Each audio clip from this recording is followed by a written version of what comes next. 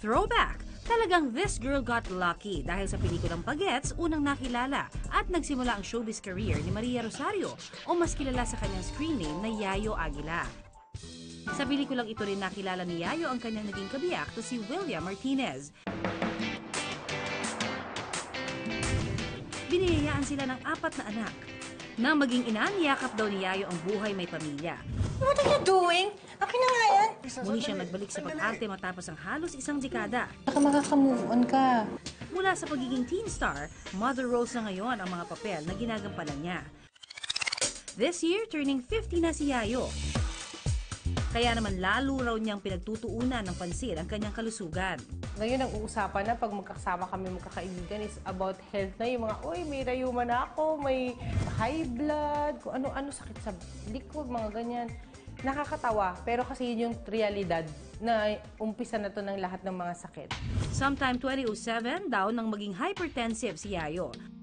Nasa lahi daw talaga nila ang alta presyon. Like kung pinipray, Lord, ayoko magkasakit kasi pag nagkasakit ako, paano na yung mga anak ko, di ba? Kahit malalaki na sila, syempre iniisip ko pa din sila. Plus, ayoko rin silang magkasakit. Ayon sa tala ng DOH noong 2013, 14 na milyong mga Pilipino ang may hypertension. Lumalabas na 1 kada 4 na Pinoy ang meron nito. Usually kasi hypertension is a disease among the elderly. Ibig sabihin may edad, usually mga 65 years old is considered as elderly. But nowadays, because of our lifestyle, most of us are sedentary, and because of what we eat, usually mas nakikita na yung hypertension among younger individuals. So, mula naka-maintenance na ako. Tapos, syempre, through the years, which was through the course of 10 years, may time na muntik ako ma-ospital kasi nag-shoot up yung BP ko. Pero, so far, ayoko kasi ng ospital. So, lahat dinadaan sa meds. Bukod sa mga iniinom na gamot, nagbibigay din ng oras si Yayo sa exercise.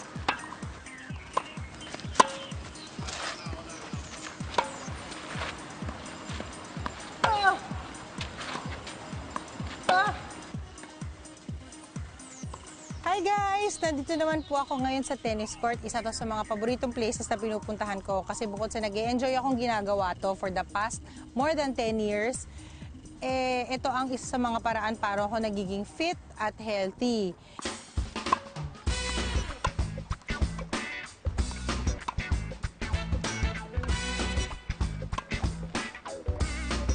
Ang nag-introduce sa akin yung mother-in-law ko kasi way back nung nakatira kami sa Antipolo, sa village, yung tinitirahan namin na house, super katabi niyan yung tennis court. Tapos yun, nung natry ko na siya every day for 60 days straight yun, walang patid na 60 days na tuloy-tuloy yun. Tapos natutuwa ko agad.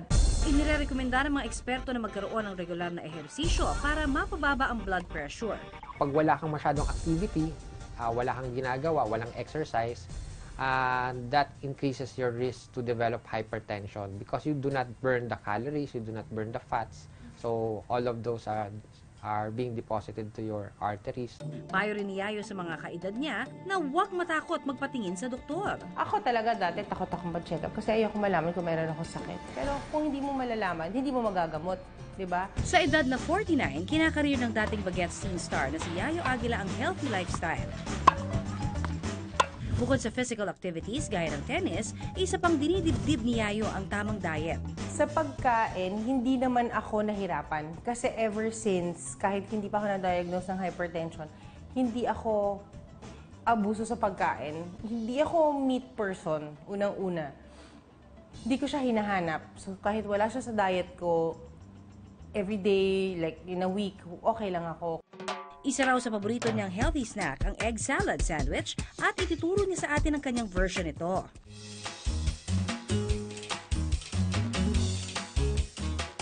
Good morning po sa inyong lahat. Nandito tayo ngayon sa kitchen ko kasi gagawa ako ng egg salad sandwich. Bakit egg salad sandwich? Kasi unang-una favorite namin to lahat ng anak ko. Dahil lahat kami mahilig sa itlog. Halos araw-araw kailangan may kakain dito ng itlog. Una, hiwain ng maliliit ang hard-boiled eggs. Ilagay sa mangkok at haluan ng mayonnaise. Ayon sa ilang pag-aaral ng University of Alberta sa Canada, kapag kinain in moderation, maaari raw makatulong ang pagkain ng itlog sa pagpapababa ng blood pressure. Siguraduhin lamang na healthy din ang paraan ng pagluluto at hindi ito sasabayan ng pagkain ng maraming karne.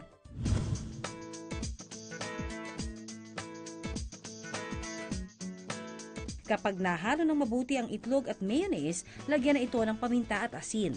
Hinay-hinay din po tayo sa paggamit ng salt. Siyempre, pag masyadong maalat, hindi na siya masarap. At saka, for health reasons din, dapat yung mga salt paggamit natin ng salt ay yung talagang pinch lang po. Ayon sa World Health Organization, 2,000 milligrams o isang kutsaritang asin lang ang dapat kainin ng isang tao sa loob ng isang araw. Nagkakaroon ng water retention sa ating katawan, kaya kapag napasobra ang pagkain nito, sumusobra rin ang tubig sa ating katawan na nagiging sanhi ng pagtaas ng presyon.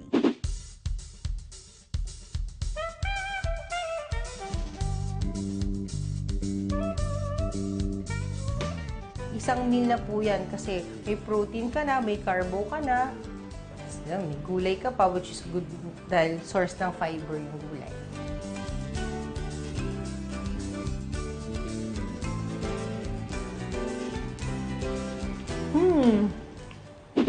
Isa pa raw rason kung bakit kailangang alagaan ang kalusugan ng mga babaeng menopausal o kaya ay postmenopausal gaya ni Yayo ay dahil mas prone na sila magkaroon ng hypertension.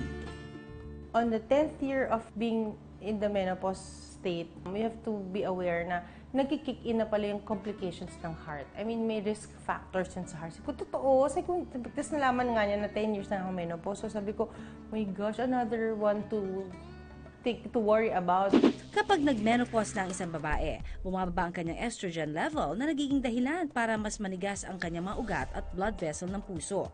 Kasi naging concern ko yung kung kailangan ko bang ng hormonal supplements. Kasi ngayon, di ba, usually yun ang kailangan. Sabi naman niya, no. Because you live a sporty and active lifestyle at saka lagi na exercise, hindi naman importante kung wala kang need. Una-una, when you exercise, you burn. You burn the calories. So, makakatulong yon sa pag-lose ng weight kung nandun ka dun sa mataas ang body mass index. Pangalawa, nakaka-release yun ng happy hormones, ng endorphin. So, hindi nila masyadong mararamdaman or iindahin yung mga pananakit ng katawan, yung mga mood swings. Para kay Yayo, walang pinipiling edad para maging happy and healthy. Ang sarap kasi mabuhay, di ba, ng normal ka, tapos wala kang iniindang sakit. Eh, ang dali naman na hindi magkasakit.